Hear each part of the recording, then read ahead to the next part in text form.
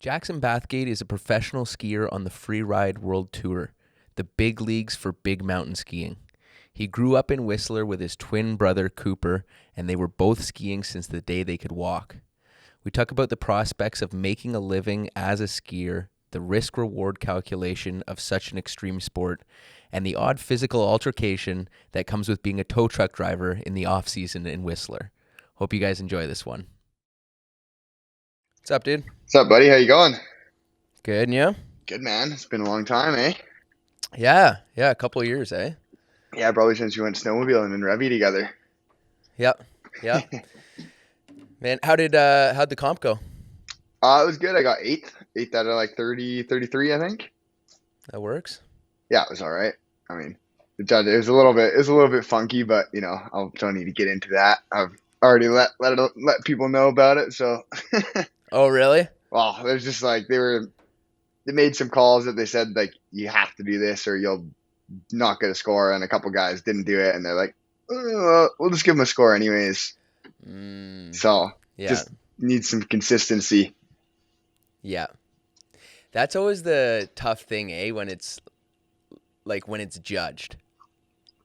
It also sucks because I like all the guys doing it, right? Like I don't want to screw anybody over. I like the guys that are doing that stuff, but it's just like, man, like if I could have done that, I maybe would have too. Right. Yeah, it's funny how it's unlike like skiing, like it's unlike, hockey or something where it's like super competitive and it's like fuck those guys, where it's like everyone's a buddy, including the judges and everything, right? Yeah, exactly. Like, went to the bar after with all the judges and had to eat my words and, say, sorry for freaking out, boys, but, like we need some Yeah. consistency here. Yeah, totally. Do you have a time you got to be off here by? No, not really. I'm just chilling, man. Okay. I'm just got home yesterday, so Hmm. Right on. Well, yeah, if you're good, we'll fire it up. yeah, man, I'm easy. Yeah. Well, I feel like we should start. You just had a wild trip to Georgia in the Oh yeah, Caucasus. What yeah, was man. that It like? got it got wilder after we talked, man. My trip home was even harder than getting there. Yeah, how long did it take you to get there and home and stuff? Getting there, I think it took me a little over 50 hours, and then coming home, I was just under 70. Wow. Yeah, I was a couple canceled flights, and a night in the airport that was unexpected, and bussing around, crossing the whole country in a guy's car. Oh man. Well, we'll get back to that because I want to with everyone I want to start like kind of at the beginning. Tell me, where you grew up, what your parents did for a living, kind of paint the picture of what your, early days were like. Yeah, well, I grew up in Whistler, BC. Kind of north of Vancouver there, and my dad actually he lived in Ontario. He was a coach for Ski Canada, like for the ski racing part of Team Canada. Mm, So he did that for a bunch of years for Alpine Canada, and then my mom works for Bruce Allen Talent. So okay. she's like works for a record label, and right now she's managing the Offspring, which is pretty cool. Cool. Yeah, but so she manages like Michael Bublé and Jan Arden, and then her big one right now is the Offspring. So it's pretty wicked. Wow. How'd she get into that? She's working for a radio station in Ontario, and then she just met the right people, and then they said, "Oh, come on out to Vancouver, and we got a job for you." So she did, and then she had us, and they're like, "Oh, you can go remote most of the time and live in Whistler." So she took the opportunity and bought a house up there. Wow. So how did they decide on Whistler? Because you guys live in like Whistler Village. Yeah, right on the mountain, pretty much. Well, my mom and dad used to come up and ski a lot in like Whistler's early days, so they really liked skiing in Whistler already, and the housing prices were right in the '90s. They weren't as crazy as they were now, so kind of financially made sense over Vancouver, and then now it's just ridiculous. Man, so did you like, you know, you only know what you don't know or whatever, but like, did you realize how special it was to grow up like in Whistler, walking to the hill? Not until I got a little bit older, and as a kid, it was just like, man, this is awesome. Everybody must have a life like this, man. Like, Yeah. So you guys, I assume, and for people who don't know, you got a twin brother. So you guys were on skis, what, at like 1, 2 years old? Yeah, I think 2 years old. My mom was dragging us down the hill in our one pieces, picking us up off the ground and putting us back on our feet. Wow. So, were there any other sports for you guys, or was it all focused around skiing? When we were younger, we used to play hockey because my grandpa used to play in the NHL. So his jersey's retired in the rafters at Madison Square Garden and stuff. So we had to do that when we were younger, and then we kind of made the call that we were more into skiing, and we were more in the right place for skiing than playing hockey. Like the level in BC is just not quite the same as it is in Ontario for hockey. Yeah. But and Yeah. then No. we were a little older. We actually we got pretty into luging for a couple of years. Really? Yeah, believe it or not, we competed in that for 3 years and kind of put skiing on the side burner, and then it just was too expensive compared to skiing. Even it's like it was insane. It was just traveling all the time and going to different venues. There's only like 25 tracks for that in the world, right? So you're traveling all over. But then we decided that skiing is always on the same weekend, so we kind of had to pick one or the other, and we were a little more attached to skiing, a little more into skiing, and it was also a lot more fun. Yeah, for sure. I imagine I imagine the luge is probably like more just scary and you're just relieved afterwards. Is it And like it's that? just like the people are all like, like go go go, like I want to go to the Olympics, so I'm gonna push myself really hard, and you're on a team, but like you're not really teammates, so to speak. I see. And that's got to be the not the only reason, but pretty much the only reason anyone's doing that sport. Like they're going to go to the Olympics. Yeah, That's I the think that idea, I think right? that was most of the people's goal to try and get to the Olympic team. Like a lot of the guys I used to race against for a couple of years in luge, they're all on the Olympic team now. Right. Right. So So when did skiing get serious for you guys? When was it like, okay, we're going to be in a program, and how did you kind of make that decision? we kind of were always in like the Whistler Ski School when we were younger, and then when we were about 10 or 11, we joined this program called MAP, which is they call it the Mountain Adventure Program. So you kind of would either go into like more serious ski racing, or you'd go into that side of things after like level 6 when you're a little younger. So we did that Okay. for a couple years, and then we were kind of like at the skiing a little better than most of the guys in that program, and we had our neighbors across the street. They're also twins actually. We were all skiing, the four of us, and we were kind of all like pushing each other, and we were kind of like the best guys in that program at the time. So then we got asked by the coach of the Whistler Freeride Club. He said they'd make an exception of the age limit, and that we could come up and try and do freeride with the older guys, and it's a little bit more like competitive. So we were all the youngest people to do that, and so we made the switch over to freeride. And then 2 years after that, we all started competing with the Whistler Freeride Club in the junior events. So then we kind of all started to take it pretty seriously. Right. Right. And you know, living in Whistler, skiing Whistler, you must have been exposed to like all the kind of, heavy guys, all the most talented guys in the sport. Like you could, see them on a random Sunday or something out there riding. Oh yeah, any powder day, you go up to Peak Chair and you just watch the show, right? You're like, damn, I want to do that. Right. Right. So it was always that free ride. And I guess for people who don't know, explain what free ride is compared to, what you'd see maybe in the Olympics for park skiing or something like that. It's basically just they give you a face with some cliffs on it, and maybe some jumps and trees and stuff, and you get to pick your own line down, and you can go as hard or as not hard as you want, and the judges score you on a scale of 0 to 50. Okay. So it's all judge sport, but you get to pick your own line, and there's no there's like there's rough categories, but there's no really rules, so to speak. Once whatever's on the venue, you're allowed to work with and make happen for you. Right. Right. So you guys start competing and then there's junior free ride world tour. Is that what that is? Yeah, it's like they call it's the IFSA Junior Tour, so the International Free Skiers Association. They're the junior event because they also run the adult league here as well. But so then in that league, when you're 12 to 14, you kind of just compete in that, and then every year there's a North American Championship.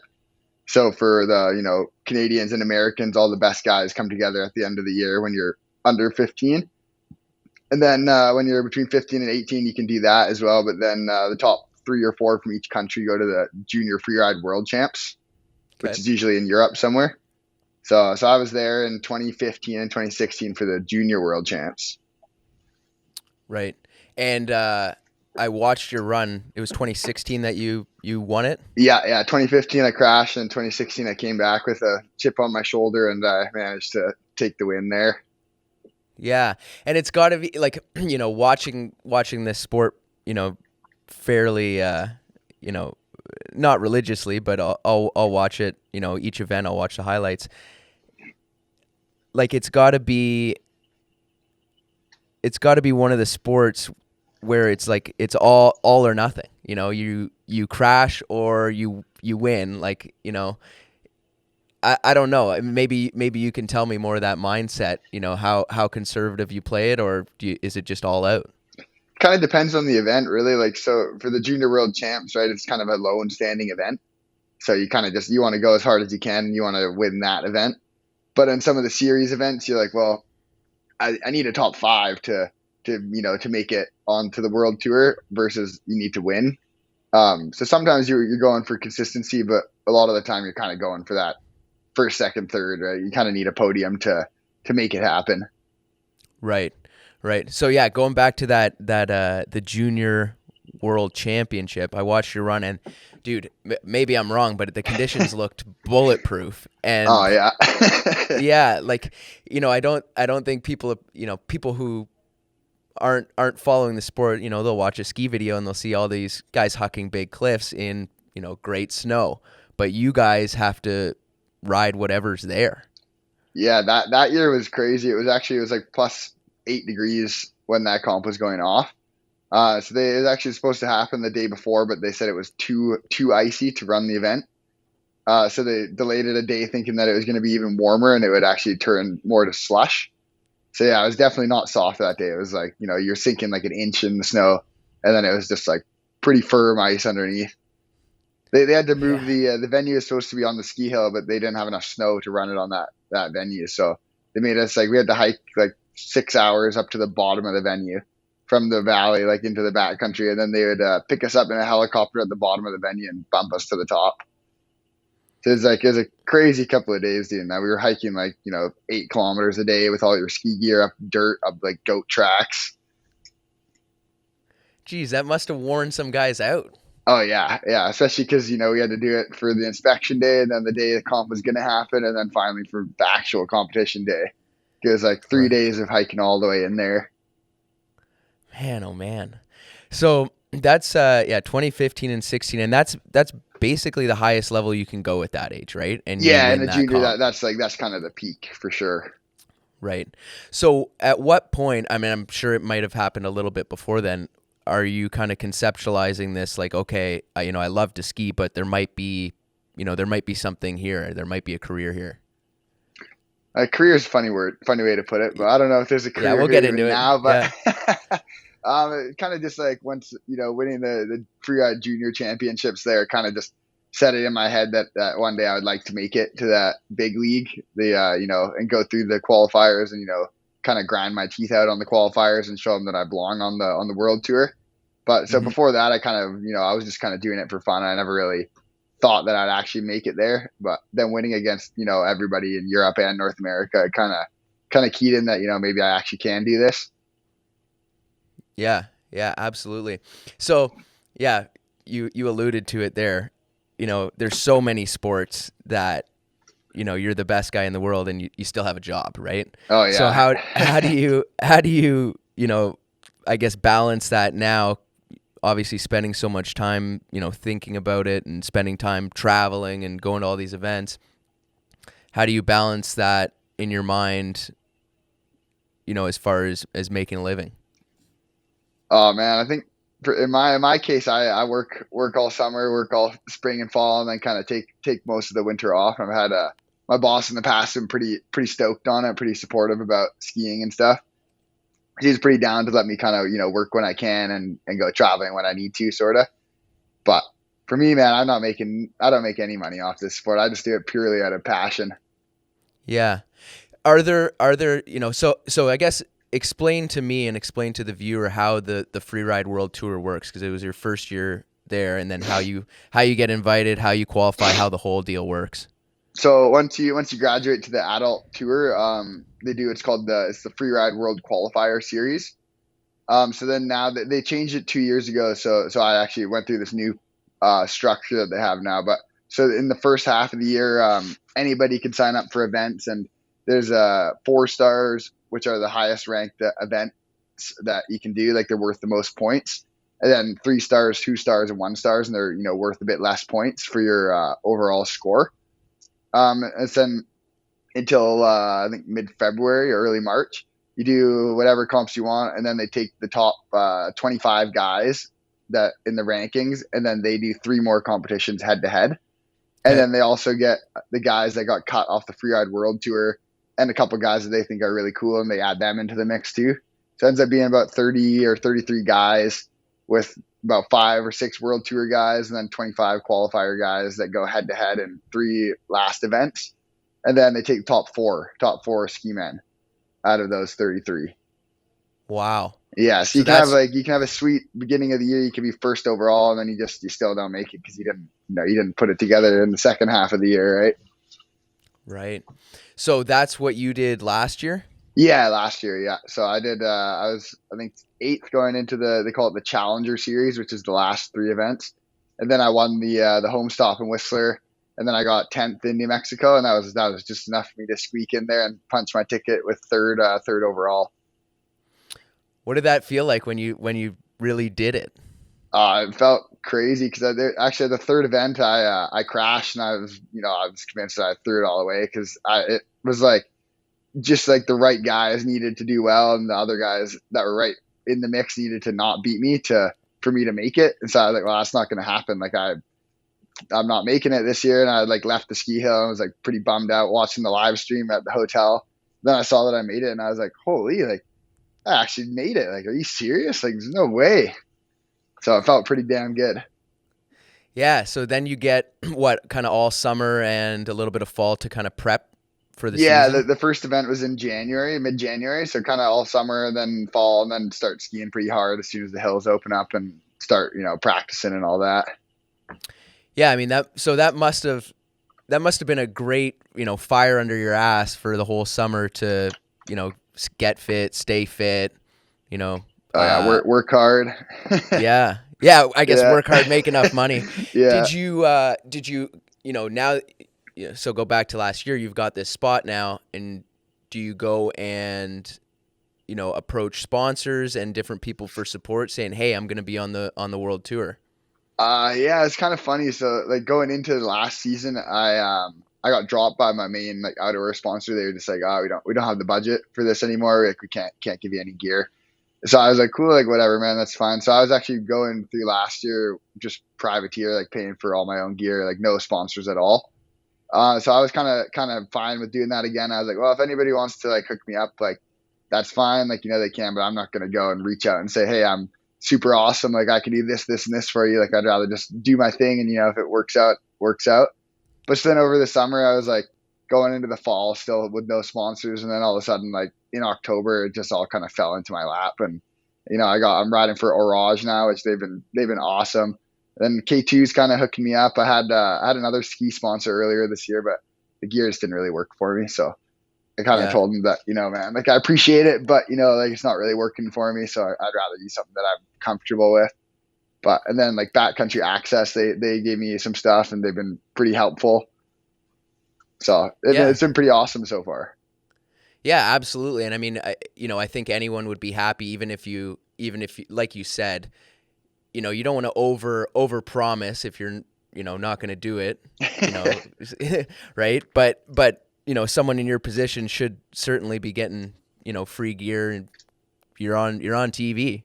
Yeah, I mean it's funny because it's super different versus North America to Europe. If you're on the Freeride World Tour, like lots of the European guys are making like actually good money, like enough to actually not work. Wow. Because all the European like side of the brands, they have more money to pour into it, and Mm. they're happier with the like this.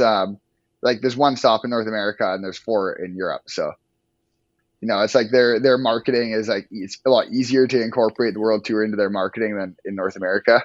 It's like the same guy on a contract with the team could be making $5,000 in North America, and they'd be making 35,000 if they were in Europe. Right. Right. So, I guess how many guys are on, and how does it work with making the cut? I imagine it's a little bit like golf. So how does the season work? So they do.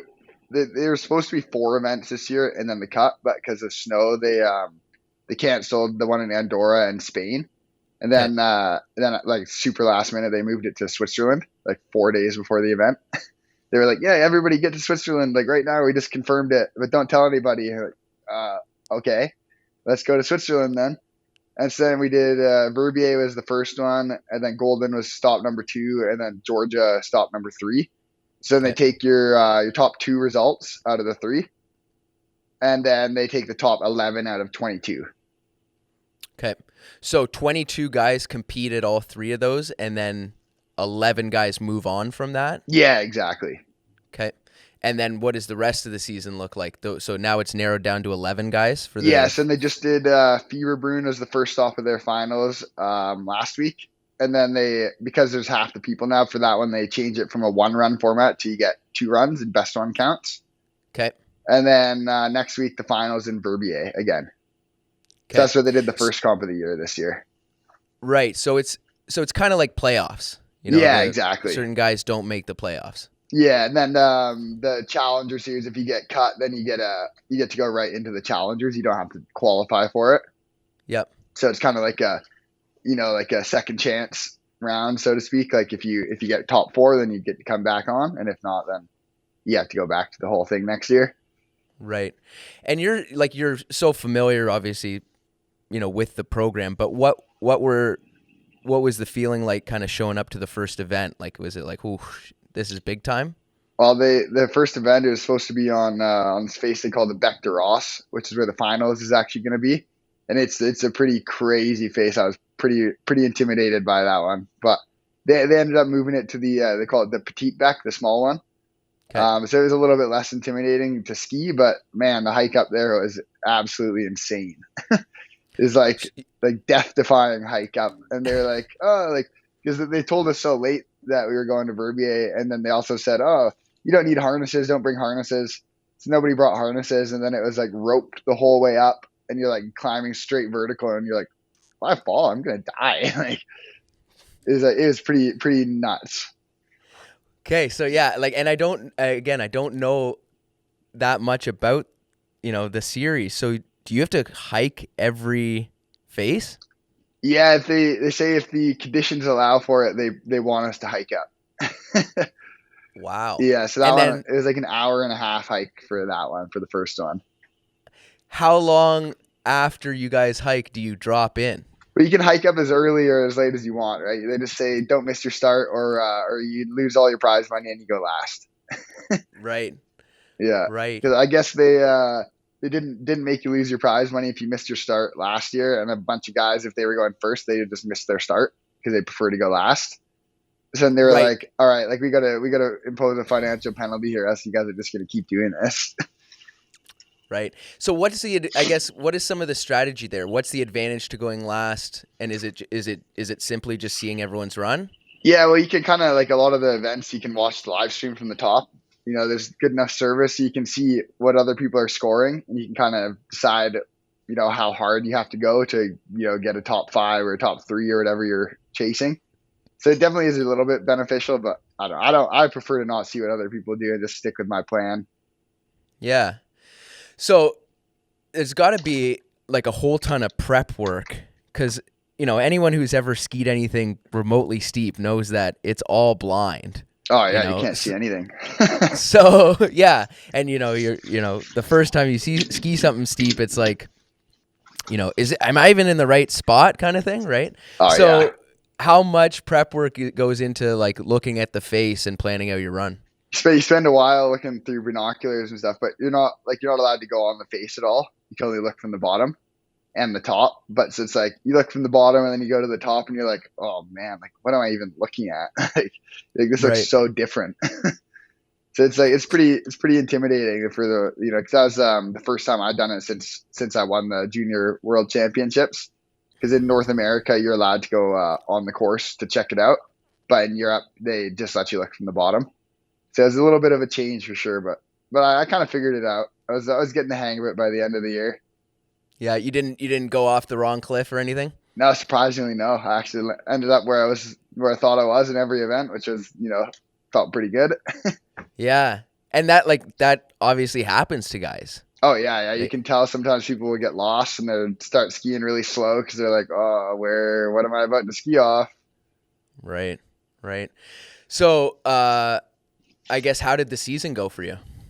It went okay. It went, not as good as I was hoping, but I had a lot of fun and I didn't crash. But the level on the world tour right now is just insanely high. Like there's for two events in a row now, they've had more than seven guys score above 90 points out of 100.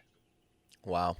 Yeah, and that's the Georgia event. That was the first event they've ever had more than like three score in the 90s. And now they had two back to back where seven guys scored in the 90s. Wow. So where'd you end up like on the cut or in the season? I ended up 15th out of 22. Okay. So just on the bad side of the cut, but Yeah. all my buddies were also on the bad side of the cut and they all were throwing it down as well. There's like five of us that didn't make it that are back doing the challengers again. Right. Right. So is that something, after doing it for the first time, is that something you're looking to do again next year and indefinitely, or do you have a 5-year plan for skiing?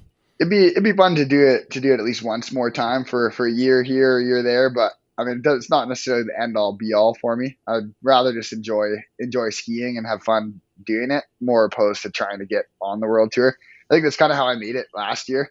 I was just kind of having fun with it, and I was working whenever I wasn't skiing. So when I was at these events, it was like a vacation, and I was just Right. like, oh, however it goes, at least I get to go skiing and not be driving tow truck today. Like, Right. Right. So I guess maybe we'll ask about the European guys. What do you think the number one European guy makes just being on the tour? And let me back that up. What can you make in prize money on the tour? oh, not a ton, man. Not compared to racing, that's for sure. Well, costs a lot less, but what is Yeah, it? that's true. What is it to win the whole season? I think if you Do you know? won every event on the whole season, you'd maybe get about 30 grand. Okay. Yeah, I think I Okay. think that I think first place gets somewhere between 5 and 6 thousand. Right. And do you guys get, because travel's insane. Like obviously Yeah, going to Georgia, like that is just mind blowing travel. Do they help out with travel, or how do you they fund that? once we're there, they cover hotels and meals and lift tickets and all that stuff. But we got to get there, and then for each event, they pay everybody like a base rate. So the top four get extra, and then everybody else gets $980 just for showing up, just for making it out. To They're like, here's half your travel covered. Here you go, man. Right. But Right. so it doesn't cover everything, but it helps. But Huh. Huh. That's cool. It's such a different world. So again, those European guys, they're making six figures with sponsorship. oh yeah, some of them for sure. Right. Yeah, they Right. got some pretty juicy contracts, that's for sure. Right. And I guess what's kind of the breakdown? What are the big countries that, you know, put effort and put an emphasis on this? Obviously Canada and the US.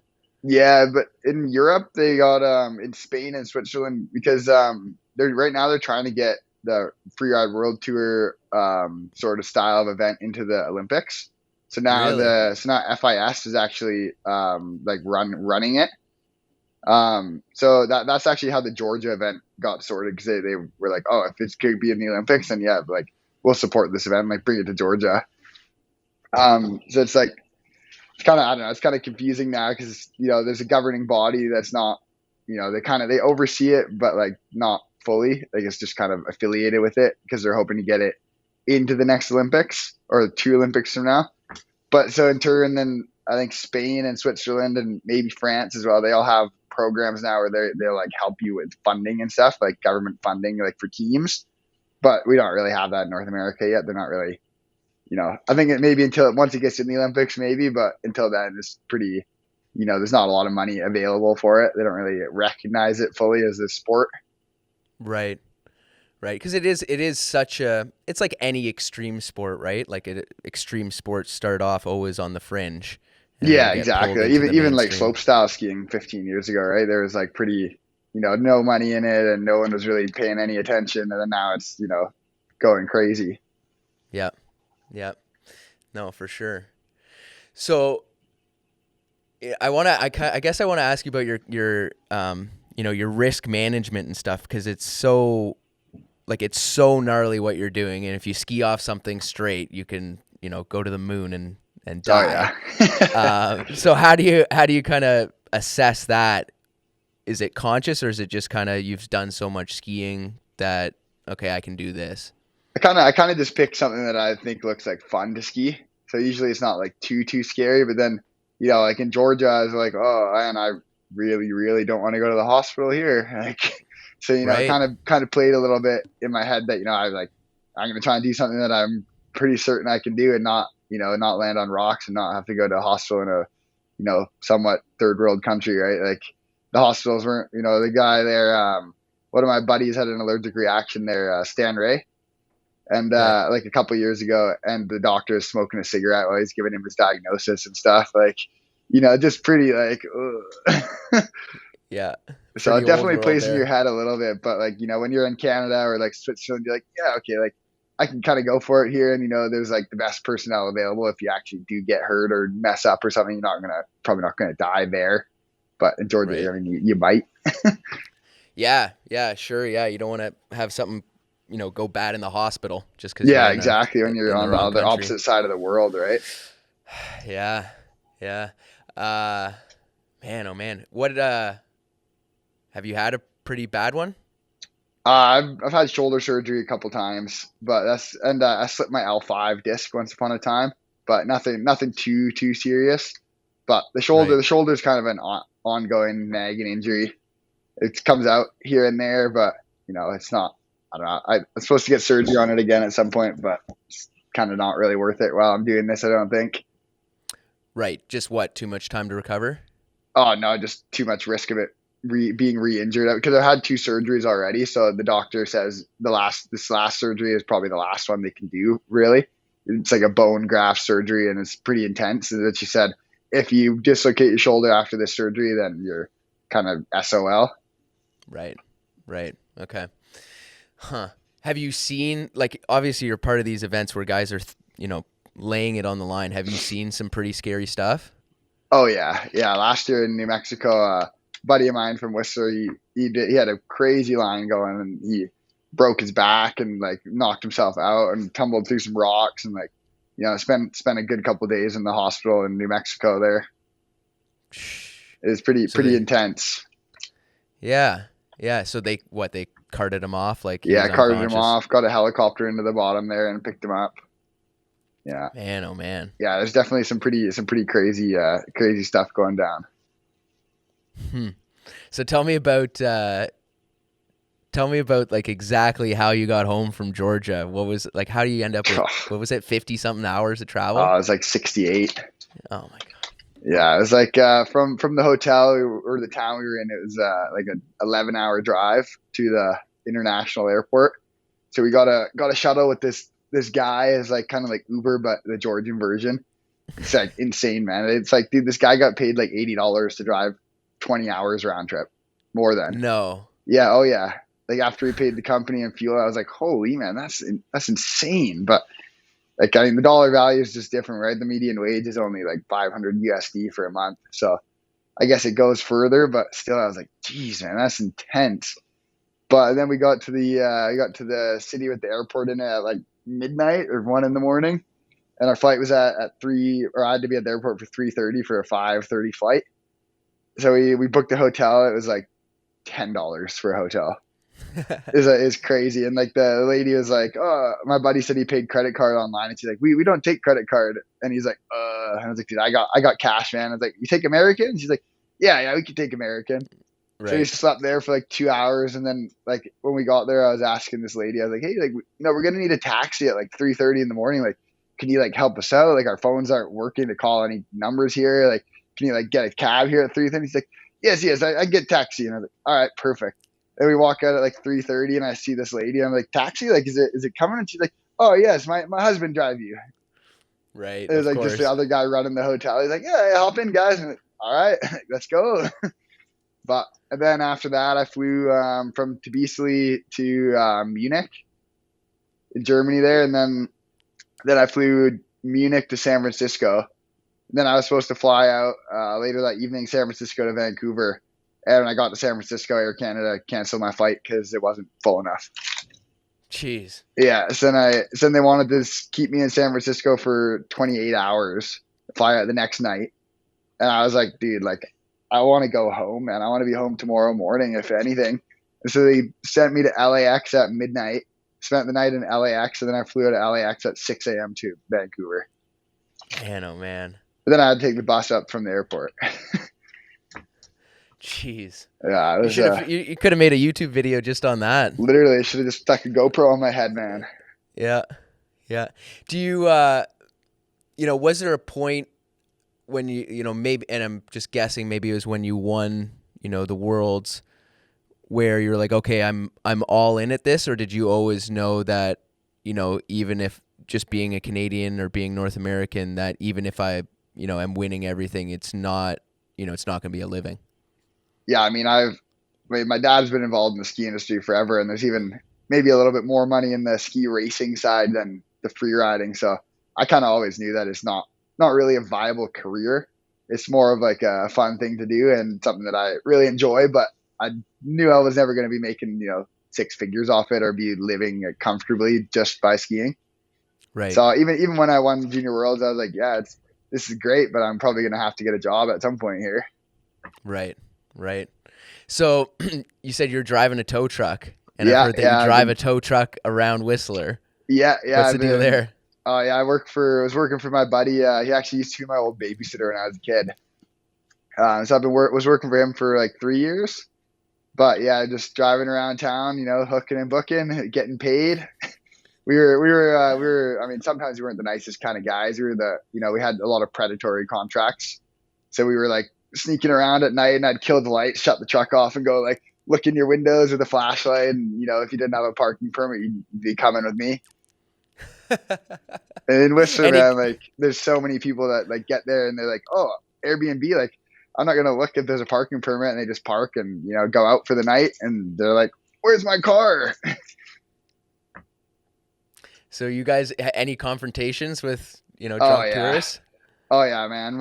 I had one guy me got in a fist fight on Boxing Day last year. Yeah, he's like throwing me on the ground and stuff and trying to like put his car down. And he's like telling me like I'm gonna put it down right now. And I told him like, no, man, like I'm not gonna do that. And then he Yeah. like threw me on the ground. I was like, all right, dude, like I'm gonna just call the police, man. You can just pay my standby rate while we wait for the police to come. And Yeah. then like the police are pulling in the lot, and he's like, I'll pay you. I was like, well, yeah, man, you're gonna pay me plus my $400 standby time for sitting here for an hour. And the Yep. cops were like, yeah, man, either you pay him or he charges you with assault and he tows your car away. Probably a pretty good day. Yeah, oh yeah, making commission on that, you can't complain. Yeah. That's good. So how did you treat this season? Were you like, okay, you're taking as much time off work, like treating it like a pro athlete, like I am, you are a pro Yeah, athlete, technically. yeah. I mean, I stopped working just before Christmas this year, so I've been off for 3 months now.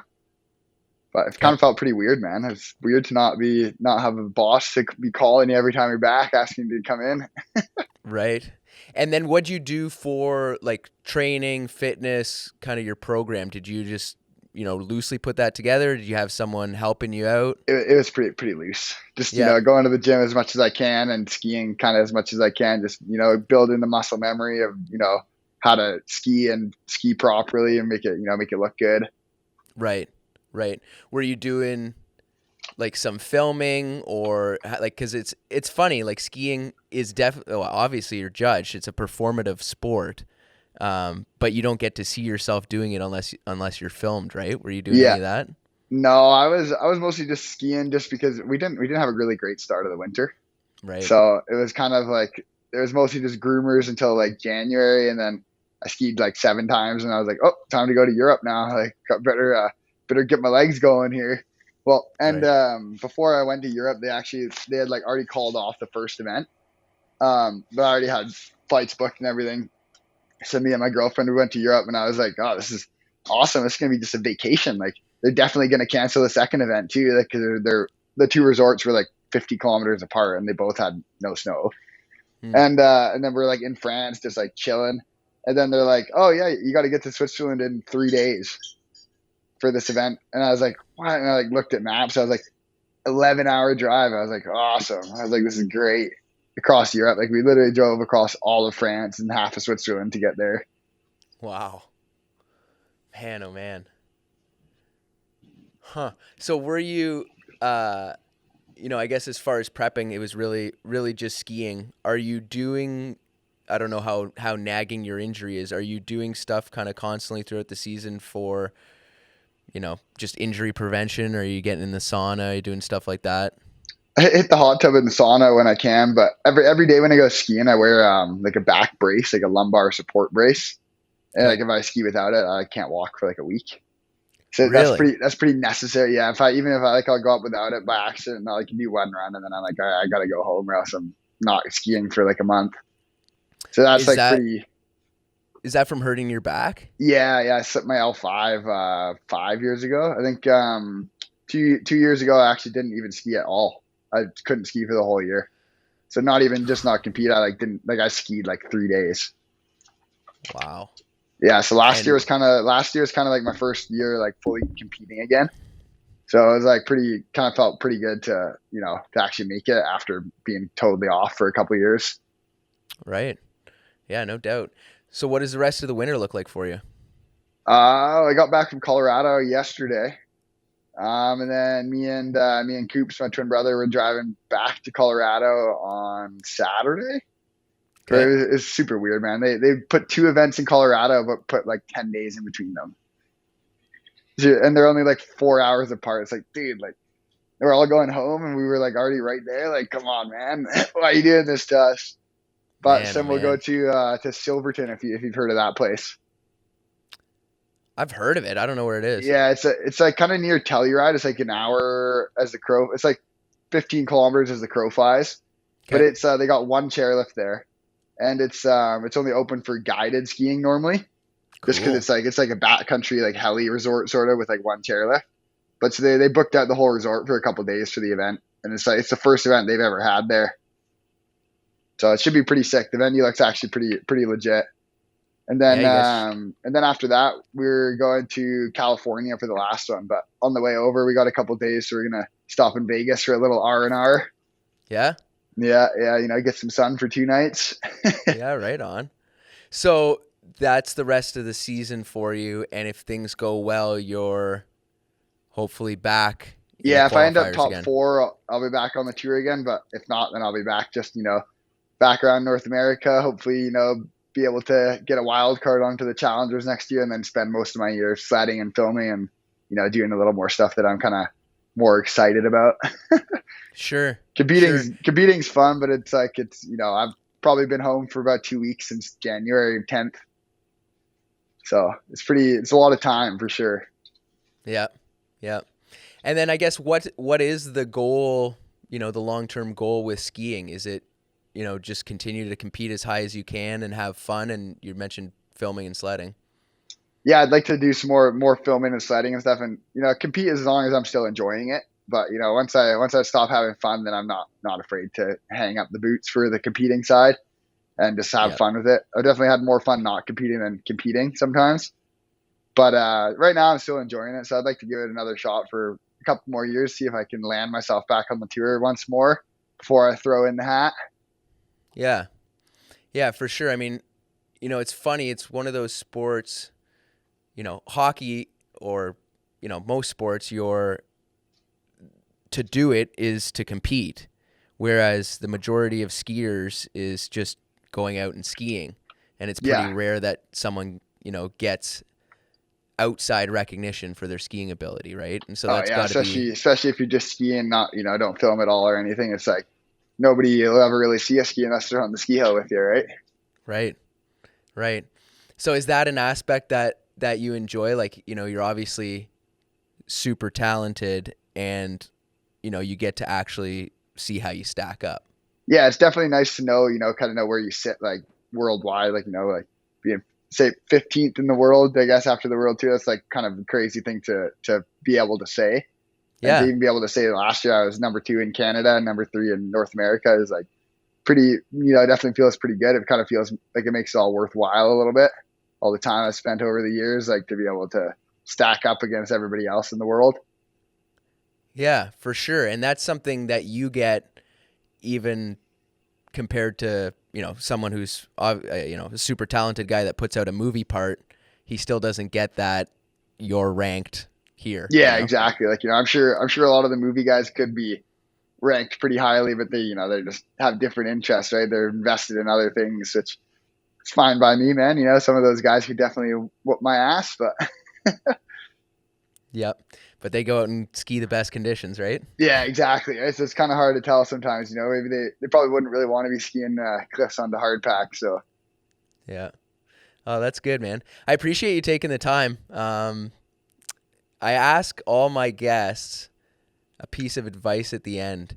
So specifically for you, I mean, if there's young aspiring skiers that want to, I guess, just have, maybe it's make a living, maybe it's not, but have longevity in the sport, what kind of advice are you giving them? I think the most important thing to do is just, have fun with it and don't take yourself too seriously. At the end of the day, it's just skiing. It's not make or break. Like, if you make a living off it, that's awesome. But if you're having fun with it, you're doing something right. Yeah, for sure. For sure. And it's one of those sports you can do till you're Oh, 95. yeah, exactly. As long as, you don't hurt yourself too bad, you can keep skiing until the day you die, pretty much. Yeah. That's good. Appreciate you coming on, man. Yeah, man. Thanks for having me. Yeah. Right on. That was good. Yeah, buddy. Cool. Appreciate that. Thank you. Yeah, no, it's cool. We watched we watched all your stops. We were actually in Japan with a bunch of buddies, and Oh, hell yeah. we put it on at night, watched all the Nice. Yeah, highlights, yeah. watched your run. Hell yeah. I appreciate it, man. Yeah. Good luck. Yeah, Good luck this year. Good thanks, luck man. next year. Yeah, we'll have to go Yeah. skiing sometime again soon next time you're back out west. 100%. My sleds are sitting in a trailer in Revy right now. We didn't get out this year. There you go. Maybe next year, eh? Maybe we'll have a better Yeah. winter and you'll have to come out. Yeah, and with all our buddies from Revy are living in Van now, so they're skiing Whistler. No, sick. Well, there you go. Well, if you ever come out to Whistler, man, you always got a place to stay. We can go sledding. Right on. Yeah, we'll try and do it next year. Yeah, hell yeah, man. We'll talk to you later. Peace. All right. Adios. Hope you guys enjoyed the podcast. If you like it, please subscribe and send it to some friends.